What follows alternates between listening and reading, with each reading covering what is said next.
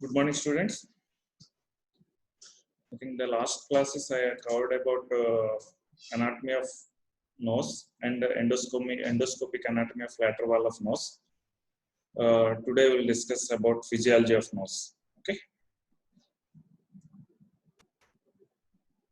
Coming to the objectives of today's topic, the functions of the nose are breathing, air conditioning of the inspired air, protection of lower airways, ventilation and drainage of paranasal sinus, olfaction, nasal resistance, vocal resonance, and nasal reflexes. Out of these, actually, for an exam point of view, physiology of olfaction is very important for you. Okay, they might give you as a essay or even short answer question. Okay, that's why I'll tell in detail about this olfaction in the later in this class, and the remaining functions of the nose I'll tell briefly now. Okay, coming to the breathing. Nose is the natural pathway for breathing. Okay, you know, and mouth breathing is acquired through learning. Actually, humans and the first 6 months of their life, they're obligate nasal breathers. Okay, that's why a newborn infant with choanal atresia may asphyxiate to death if urgent measures are not taken to relieve it. The nose also permits breathing and heating to go on simultaneously. Here I want to tell you one thing. What's choanal atresia? I just want to brush up about choanal atresia. Okay, it's choanal atresia, and I'll tell. See, this is the nasal cavity in the normal people. Okay, there is normal passage from the nasal cavity to nasopharynx. See in this next one, there is bone blockage between nasal cavity and the nasopharynx. Okay, that's why the next. See in the endoscopic anatomy. This is the endoscopic anatomy of the endoscopic anatomy of the nose. See here on the right side that the choana is completely blocked here. Okay. Here on the left side there is no blockage. This is called choanal atresia. Development of failure of the nasal cavity to communicate with the nasopharynx. It's called choanal atresia. Here I just want to tell you one important question for your entrance examination. Okay, what is CHARGE syndrome? What is CHARGE syndrome? Anybody?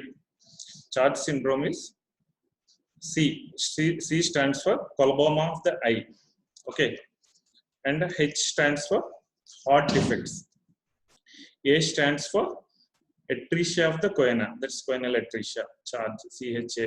Okay, and R stands for not renal. It's a retarded growth.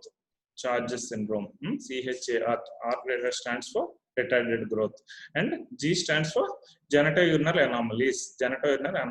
And E, last one, E stands for ear anomalies. That's why in this syndrome, two anomalies of ear and nose are there. Ear anomalies and choanal atresia. Okay, this is a question for your entrance examination. Okay. Next. Coming to the breathing inspiration and expiration. Actually, it is estimated to be almost 10,000 liters of air will be inspired by the adult every day. Okay. During inspiration, most of the air passes through the middle part of the nose between the nasal cavity, between the nasal terminates and nasal septum. Most of the goes in the middle part of the nasal cavity. Very less goes from the olfactory region, this above one, and in the floor of the region. Okay, that's why that weak odor substance has to be sniffed to reach to the olfactory area. Okay, this is the inspiratory flow. And coming to the expiration, during expiration, air current follows the same course as during inspiration. The entire air current is not expelled during directly to the nose. There will be eddies under cover of inferior and middle terminates, and this ventilates the sinus through the ostia. See here, because of the eddy currents here, this air enters into the paranasal sinus. That's why they are ventilated. Paranasal sinus are ventilated during expiration. I'll tell this again later. Okay, the same picture showing this. Coming to the nasal cycle, is important for a 2 marks question. What is the nasal cycle? Actually, first told about this one by Kaiser in 1896, described by Kaiser in 1896, K-A-Y-S-E-R, Kaiser in 1895, sorry. And it's It is under autonomic nervous system. Nasal mucosa undergoes rhythmic cyclical congestion and decongestion, thus controlling the airflow through the nasal chambers. When one nasal chamber is working, total nasal respiration is equal to that of both nasal chambers, and it's lasts for 2 to 12 hours. Average it's around 2.5 to 4 hours. Okay. See the picture showing it's a congested nose on this side, left side, and decongested nose on the right side. Okay. I'm going little fast. No, okay. Next function is air conditioning. Okay. Nose is called air conditioner for the lungs. Okay. Why I'm telling now? It adjusts the temperature and humidity of inspired air before it passes on to the lungs. This temperature control of the inspired air is regulated by large surface area of nasal mucosa, particularly in the region of middle and inferior turbinate. They have very high vascular cavernous sinus. Okay. This makes the efficient radiator mechanism to warm up the cold air. That's why inspired air, which is around 20 degrees centigrade or 0 degrees centigrade, even sub-zero temperature also heated to near body temperature. In 1/4 second, it will be maintained to the normal temperature. Okay. Similarly, hot air is cooled to the body temperature. Here I want to tell you one thing. Why you need only breathing? For breathing, we need only nose. You can breathe through, even through mouth also. But the difference is this air conditioning effect won't be there in the mouth. Okay, this air conditioning won't be there in the mouth. That's why for a practical purpose, I'm telling, if the patient comes to you and asks sir some problem in the throat, like it's dryness in the throat. Okay, if the patient complains of dryness in the throat, you should see the nose, any deviation or any polyps or any obstruction in the nose. Okay, then if there is any obstruction, there is high chance of mouth breathing will be there, and there's chance of dryness of the throat. Okay, this air conditioning effect won't be there in mouth breathers. Coming to humidification, this is also very important. This function is also this humidity of atmospheric areas depends on the climatic conditions. You know, no, this air is dry in winter conditions, and it is moisturized. It's moisturized with it's moisturized in summer conditions, because that's why nasal mucosa adjusts the relative humidity of the inspired air to 75% of the more. That's why I told you, air is dry in winter, and moisture, it's filled with moisture in summer conditions. That's why you will get most of the infections in the winter condition, because we need humidity, relative humidity of at least 75% is needed for the proper functioning of the ciliary epithelium. Okay, if it is dry air comes, there won't be ciliary activity won't be good. Okay, if the moisture is around 50 degrees centigrade, the cilia stops beating in 5 to 10 minutes. Okay, that's why for proper functioning of the cilia, there should be humidification. Understood? Okay, thus humidification is provided by the nose. It's almost made just to 70% or more. Okay, this humidification also has significant effect on the gas exchange in the lower airways. Okay, coming to the next. Protection of the lower airway. Here the filtration is important. Particles of size more than 3 micrometers are blocked by the nasal vibrissae. If it is 0.5 to 3 micrometers, they traps in the mucociliary blanket.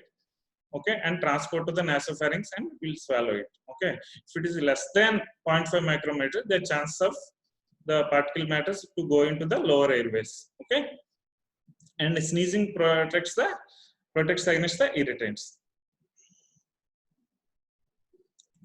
Here I want to tell important one: mucociliary blanket. The normal mucosa is there now. It secretes globulate. It has a lot of globulate cells in the normal nasal mucosa. They secrete mucus and even serous secretion. They secrete even both mucus and serous secretion. Okay, and they forms mucus blanket over the nasal mucosa, and the mucus blanket moves over the continuous movement of the cilia towards nasopharynx like a conveyor belt. Okay, this mucous blanket moves over the cilia like a conveyor belt into the nasopharynx. Okay, what is the layers it consists of? It consists of superficial mucus layer or gel layer and deep serous layer or sol layer. Mucus layer upwards and serous layer downwards. That's gel layer and sol layer. Okay, see here the particles are trapped in the gel layer here. This is gel layer or mucus layer. This below one is sol layer. Okay, and is cilia here. Here I want to tell one more thing. How they beat? They're like a conveyor belt. They have two strokes. Okay, their two stroke. One is rapid effective stroke and slow recovery stroke. In effective stroke, what happened? In effective stroke, the cilia moves to almost to the mucus layer and beat towards nasopharynx. Okay. In recovery stroke, what will happen? They bend little bit down like this and goes only to the serous layer. They don't come to the mucus layer.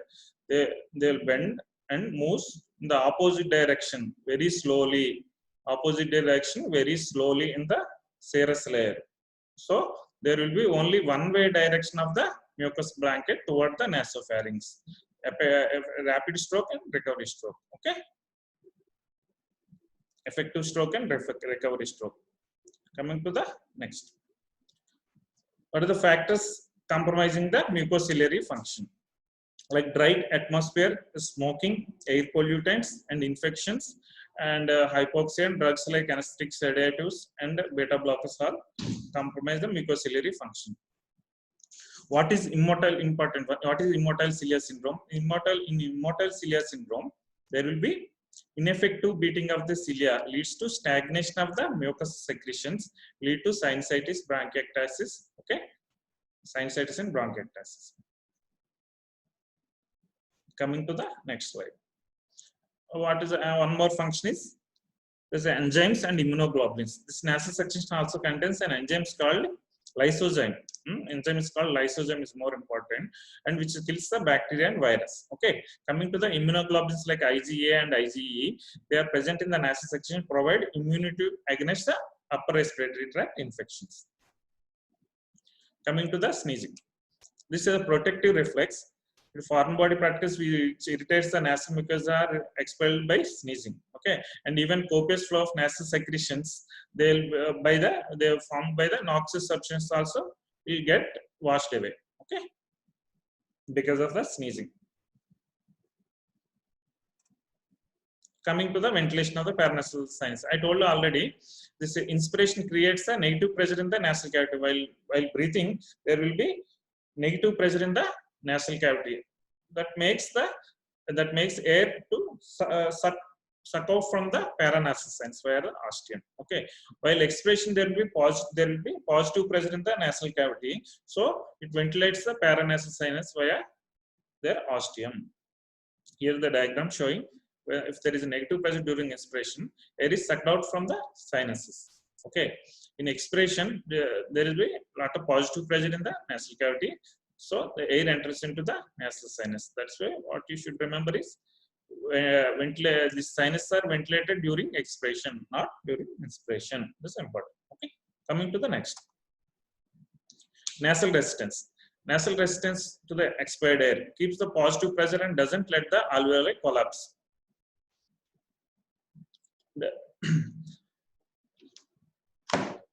Nasal resistance to the expired air keeps the positive pressure, however, it doesn't let the alveoli to collapse. Okay.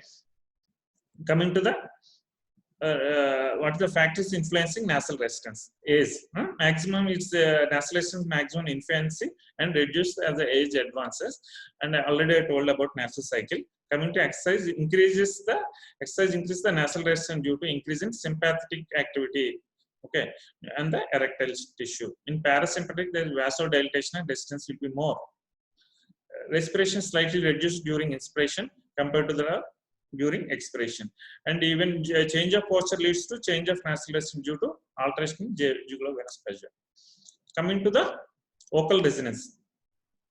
Is the nose forms a resonating chambers for certain consonants in speech. Okay, in phonation nasal consonant, phonetic nasal consonant like M, N, and G, sound passes through the nasopharyngeal isthmus and emitted through the nose. That's why if there is a nose is blocked, these consonants are denasal. They'll be pronounced as uttered as B, D, G respectively. M, N, and G uttered as B, D, G respectively. Okay, because of vocal resonating function of the nose. Coming to the most important topic, that's the olfaction, physiology of olfaction. Okay, what's the, just briefly tell about basic of this olfaction. What's the olfactory area? The superior 1/3 part of the nose, superior 1/3 part of the nose is olfactory area. Lower 2/3 part is respiratory area. Okay, superior 1/3 part is olfactory area, and this is also important.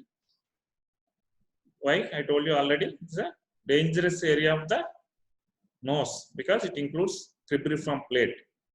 So any trauma to the cribriform plate, there will be chance of CSF rhinorrhea and even meningitis. Okay. Okay. This is the olfactory region. Show in the next one. This is upper 1/3 part is the olfactory region. Okay. This is the olfactory region. This is the olfactory bulb. Smell can be a powerful stimulant of human emotions. It is also warning system alerting us to the dangerous signals like gas leak recently happened in Vizag and spoiled food. It helps in enjoy life like perfume and food. Minute quantity of odorants in the air can elicit smell sensation, and this substance is mixed with natural gas so that even small amount of gas leak can be detected. What are these olfactory stimuli? These are odorant airborne molecules, and they must be volatile and they should be evaporated and they'll give off vapors. More vapors are given off when the odorant is heated. Okay, that's why warm soap will smell better than cold soap. Odorant reach olfactory receptors by being inhaled either through the nose and through the mouth. Vapors circulate up through the whatever the odors will reach the olfactory receptors, no, either through the nose or even through the mouth, and they come to the they come to the olfactory receptors. It's called retronasal stimulation. Retronasal stimulation, not from direct nasal stimulation. Retronasal stimulation of olfactory receptors. It's actually called flavor. I'll tell you this again. Okay, this yellowish pigmented epithelium in roof of nasal cavity near the septum. Smell detected by olfactory chemoreceptors, which is specialized endings of afferent neurons that convert olfactory stimuli into nerve impulses. Okay, olfactory impulse into nerve impulses.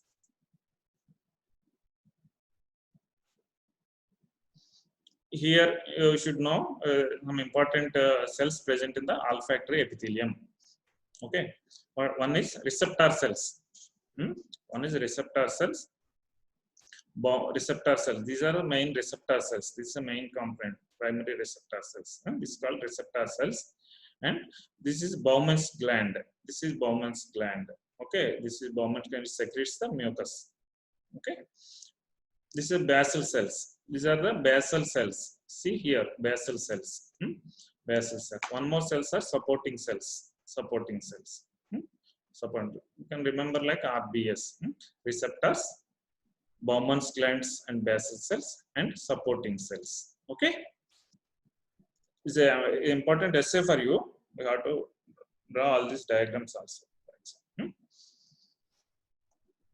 This receptor is a bipolar nerve cells derived originally from the CNS. See this mucus layer, and these are the cilia, the receptor cells. These supporting cells are also called as sustentacular cells. Supporting cells are also called as sustentacular cells. This is a Bowman's gland. Okay, these are the glomerulus in the olfactory bulb. I'll tell you in the next slide. Unlike the other receptors, what are the cells I told you already? Nasal mucosa, receptor cells, supporting cells, and basal cells. These are main important receptor cells. The receptors are for the small sensation, the olfactory cells. 100 millions of these cells in the olfactory epithelium are interspersed among the sustentacular cells or supporting cells. Okay, this mucosal end of the olfactory cell forms a knob from which almost 4 to 25 olfactory hairs project into the mucus. That is about receptor cell. Coming to the supporting cells, also known as sustentacular cells. Okay, they provide mechanical and physical support to the olfactory receptor cells. Okay, coming to the basal cells. Basal cells rest on the basal lamina of the olfactory epithelium. These are capable of division and differentiation either into supporting cells and receptor cells. Okay, that is about basal cell. Here in the diagram I can show you again. This is the receptor cells. This is the 4 to 25 cilia I told you now into the mucous layer. Okay, this is the receptor cells. These are supporting cells adjacent to the receptor, adjacent to the receptor cells. The supporting cells are sustentacular cells. So basal cells in the basal lamina region. And next to this, this is lamina propria. This is a cribriform plate. This is Bowman's gland. These are the 4 types you should know. Okay. A single axon pass through the cribriform plate. A single axon, see, a single axon pass through the cribriform plate of the ethmoid bone and enters the olfactory bulb. Enter the olfactory bulb, enters into the olfactory bulb on either side of the crista galli. So here, again same thing, cilia, receptor cells. A single axon goes through this cribriform plate, enters into the olfactory bulb. Okay, mechanism of excitation of this olfactory cell. Okay, while when this odorant touches the receptor cells, this odorant touches the receptor cell, then there will be activated G protein. Okay, there will be activated G protein complex. This G protein complex activates adenyl cyclase. This activates G protein activates this adenyl cyclase, which in turn converts ATP into cyclic AMP. Okay, this is a second messenger. This causes activation of sodium ion channels. The cyclic AMP causes activation of sodium channels, resulting in sodium inflow into the cytoplasm, resulting depolarization and excitation of olfactory neuron. Okay, it's important. It's in tabular form. See, adenyl cyclase form converts cyclic ATP into cyclic AMP, which activates sodium ion channel, allows sodium inflow into cytoplasm and excites olfactory neuron. Okay. In this diagram, I can show you better. So olfactory nerve. This is olfactory nerve. Axons of the receptors penetrate the cribriform plate and form the olfactory nerve. That's the cranial nerve 1. Okay, olfactory nerve. Okay, they project into the these. What are these round balls like this one? Okay, these are glomeruli. Each one is called glomerulus. This is project into the glomerulus. Okay, these axons project into the glomerulus and synapses with dendrites. These are dendrites. Dendrites of the either mitral cell or tufted cells. Mitral cell or tufted cells. Okay, the synapses mitral cells, which is just this which is in the olfactory bulb. This is all called olfactory bulb. Okay, this olfactory bulb which is just superior to the cribriform plate. Okay, these axons of mitral cell travel along the olfactory tract. These axons pass along the olfactory tract to reach the olfactory cortex and limbic system. The mitral cells, they are tufted cells. Okay.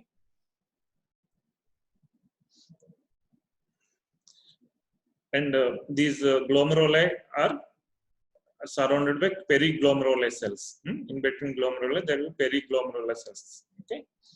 You can show the periglomerular cells here between the glomeruli. Okay.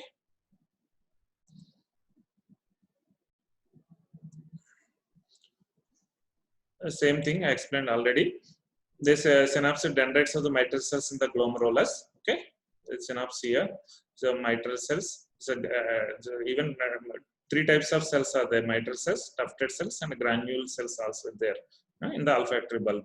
One is mitral cell, and tufted cells, and granule cells. You can remember all these things: granule cells, mitral cells, and tufted cells. Okay, these are secondary olfactory neurons. First primary olfactory neuron is are receptor cells. Secondary olfactory neurons are these mitral cells and tufted cells and granule cells. Okay. Here also the same picture showing this is a cribriform plate. These are the glomeruli. These are the dendrites of the mitral cell.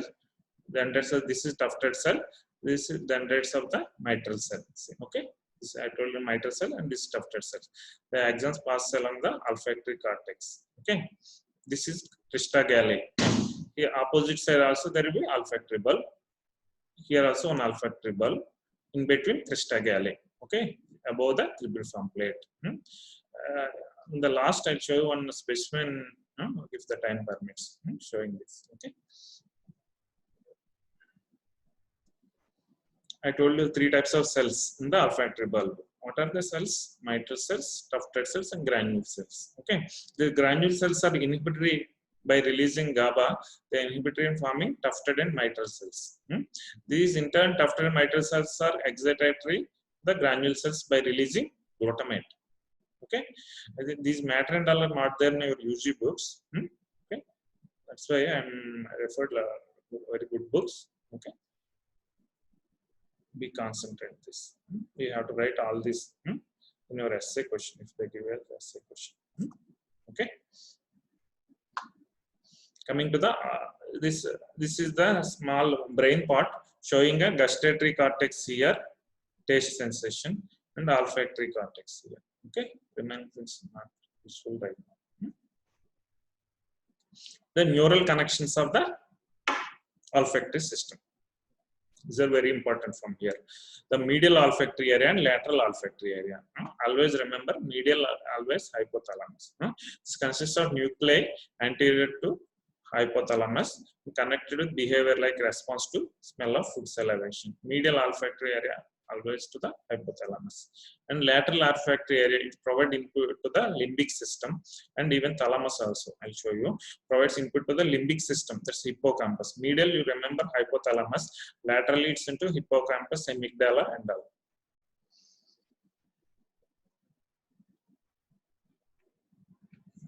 See, this is the medial olfactory area. Medial, I told you, it transmits to the hypothalamus here.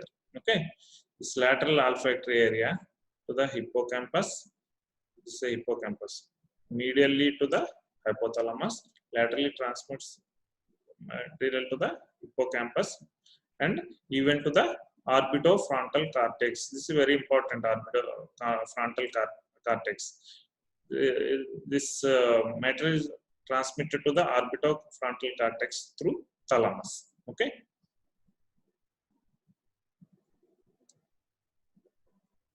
This olfactory pathway is very important. Okay, so this olfactory nerve, it's in the olfactory bulb. From there, olfactory tract which starts divides into medial olfactory area. I told you medial olfactory area to the septal nuclei and always hypothalamus. Okay, this is a primitive limbic system of primitive parts, a very old olfactory system, and this lateral olfactory area. Okay, this lateral olfactory area is divided into pre-pyriform cortex, pyriform cortex, and amygdala. And from there, this matter is transmitted to the limbic system. That's the hippocampus. Lateral is to the hippocampus. Medial to the always hypothalamus. Okay. In the recent this one, even to the orbitofrontal cortex. From thalamus, I told you that matter is transmitted to the orbitofrontal cortex. Okay.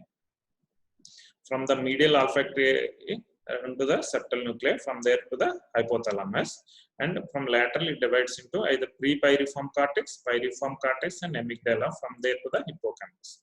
And in the thalamus, they don't actually synapses; they directly goes to the orbitofrontal cortex. I told you why it's very important. It's controls the flavor. What's flavor? I told you.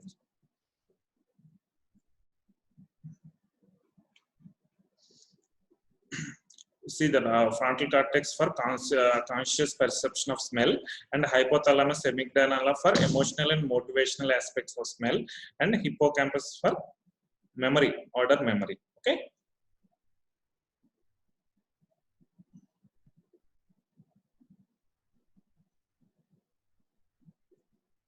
want to tell you this orbitofrontal cortex here only. I told you already, no. If the patient comes to you and tells about the disturbance in the taste, most probably that is not from the this taste bud related senses, mostly from the defect in the retronasal stimulation of olfactory receptors. Okay, that's why this orbitofrontal cortex is controls that flavor sensation. If the patient complains of taste disturbance not because of any taste pathway problem with this retronasal stimulation of olfactory receptors, that is controlled by the orbitofrontal cortex. If you do, if there is a problem with this retronasal stimulation, it complains taste disturbance. Okay, it's called flavor. Here, types of olfactory dysfunctions. Anosmia. What is this? Anosmia is the absence of olfactory sensation. Okay, this hyposmia is, decreased olfactory sensation, and parosmia or cacosmia, perception of pleasant odor as unpleasant odor. Phantosmia is perception of odor in absence of olfactory stimulus, and hyperosmia is increased olfactory sensation, and olfactory agnosia is unable to identify the odor.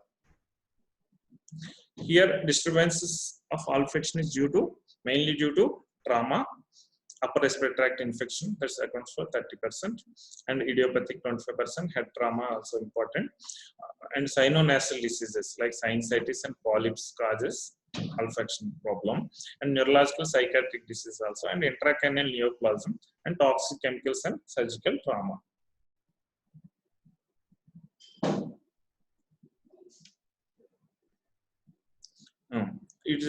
This olfactory disorders are classified as either conductive loss or sensory neural loss, okay, and central olfactory neural loss. Conductive loss is because of obstruction of the nasal passages like chronic nasal inflammation and polyposis. This sensory neural loss due to damage to the neuroepithelium like viral infections and airborne toxins. Okay, the central olfactory neural loss mainly due to CNS damage like tumors and neurodegenerative disorders. Okay,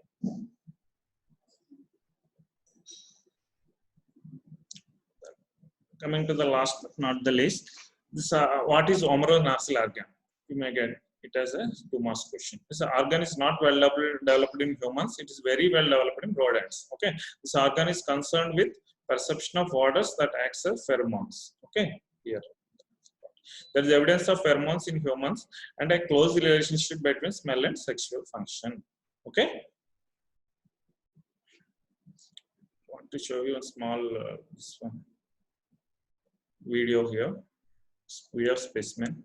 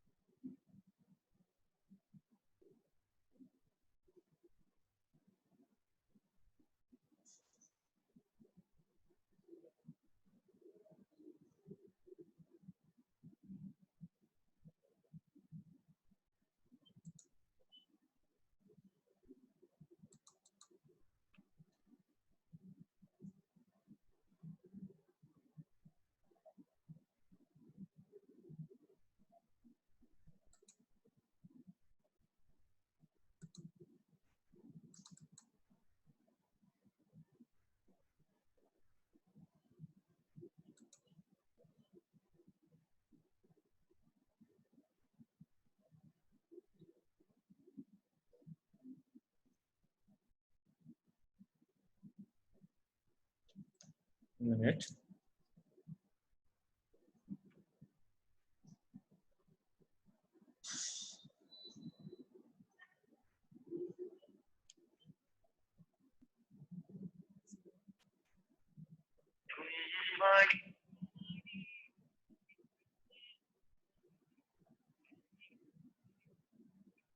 Anybody have any doubts? Please let me know. Sorry, the video.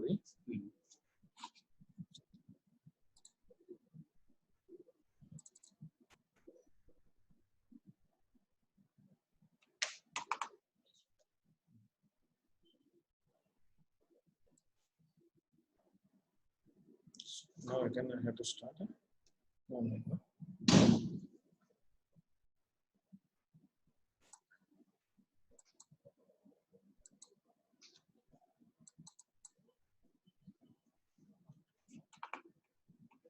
One second. It's not coming in. Okay, no problem. He's coming. Yes. See here the inside of the skull.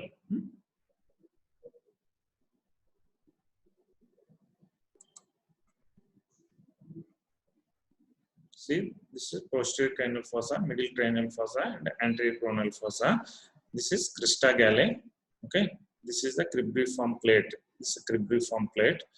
Okay, this is crista galli. Okay, this is crista galli, and this is cribriform plate. This olfactory nose. What is this one? Olfactory bulb. I told you no. In this mitral cells and all will be the tufted cells. This is called olfactory bulb. Okay. This is on the ventral surface of the brain. It's called olfactory bulb. And this is the olfactory cortex here. Okay. And this is called amygdala. Amygdala is the internal carotid artery. It's internal carotid artery. Okay. This is for the amygdala. Here I want to tell you one more thing regarding orbitofrontal cortex. This is called orbitofrontal cortex. I told you already. It is called orbitofrontal cortex. It mainly controls the flavor sensation. The patient complains if the patient has problem with this olfaction, the complaints of taste also. It's mainly controlled by this orbitofrontal cortex that accounts for flavor. Okay.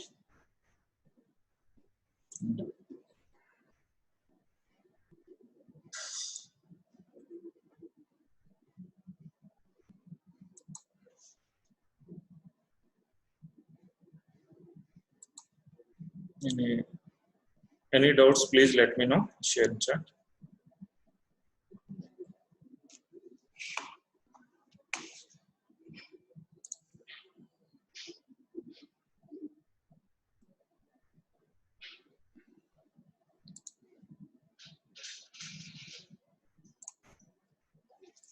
In this topic, if you have any doubts, please let me know. Important points for today classes. One is the sinuses are ventilated during expiration. That's important. And humans are obligatory nasal breathers. Okay, up to 6 months of life. Okay, that's why if the infants are have bilateral choanal atresia, if the infants are having bilateral choanal atresia, they will be asphyxiated to death if your proper intervention not taken at the proper time. Okay, that's important. And anything, any doubts? Here, one more thing to remember is nasal cycle also important. Okay, this may be 2 marks question. And mainly thing, physiology of olfaction is a very important question. Okay, in the physiology of olfaction, I told you no, the cells. What are the cells? Receptor cells, basal cells, and supporting cells. Okay, supporting cells also known as sustentacular cells, and even Bowman's gland also there. Okay, the olfactory nerves project into the glomerulus. Okay, from there, dendrites of the mitral cells are tufted cells, synapses, and into the olfactory cortex. Medial and lateral striae. Medial striae always goes to the septal gland, hypothalamus. Okay, lateral striae is divided into either to prepiriform cortex, piriform cortex, amygdala, and hippocampus. Okay, and one more is from thalamus to the orbitofrontal cortex. This controls the flavor sensation. Okay, if you have any doubts, please let me know. These are the important points for the today class. If I'm a little bit fast,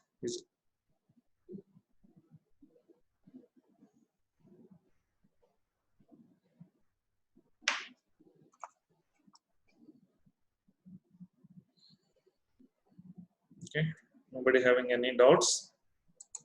Okay, then I'll conclude for today.